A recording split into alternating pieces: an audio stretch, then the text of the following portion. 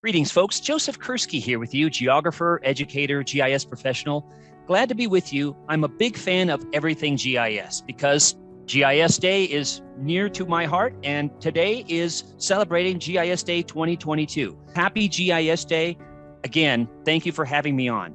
I've been asked to do two things today, and one of them is to talk about 5 resources that I think are most important in our discussion today going forward. And the second thing is to talk about old and or interesting maps that are my particular favorites. I'm happy to do both of those things, so thanks again for having me. First of all, the 5 resources. I would just like to preface that discussion by encouraging all the watchers of this and the listeners to read. All of the great thinkers, past and present, were avid readers. They really were. And I encourage you to read outside of your disciplinary boundary. It helps you to be a better conversationalist if you're ever grappling with, what am I going to say at a gathering, at an upcoming conference? Ask people what they're reading currently. It's a great conversation starter. It also helps you think outside the disciplinary boundaries of your own comfort zone. And also, it helps you learn and be a lifelong learner, learning from others. 5 resources as we get rolling. First, Spatial Reserves, the Spatial Reserves data book and blog.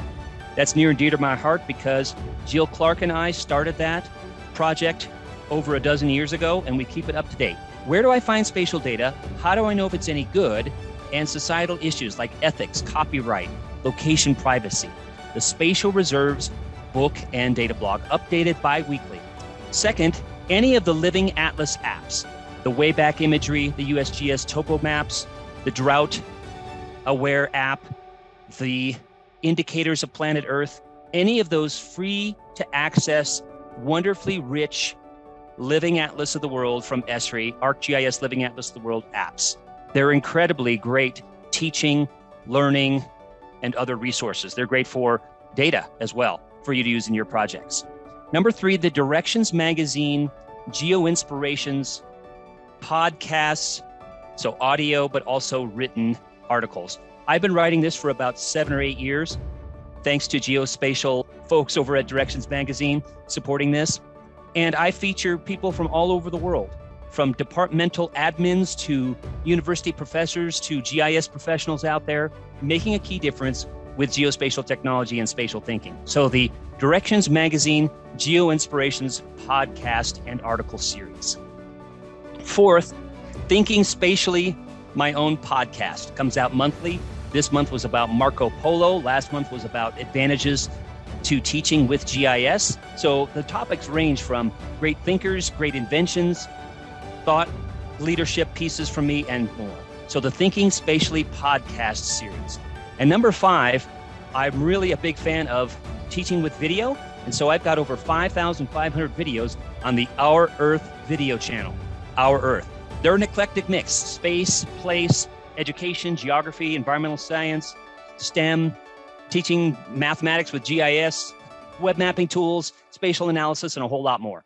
The Our Earth video channel on YouTube. Those are my 5 resources. Old and or interesting maps. This could be an entire hour, but to keep it brief, I'm going to select 2. Thielen and Pike's 1992 Digital Landforms of the USA map. This was a groundbreaking map because it was the first time that elevation data in a digital way created in a seamless way. It was merged together from thousands and thousands of USGS topo vector data layers and made into a seamless elevation portrayal of the USA.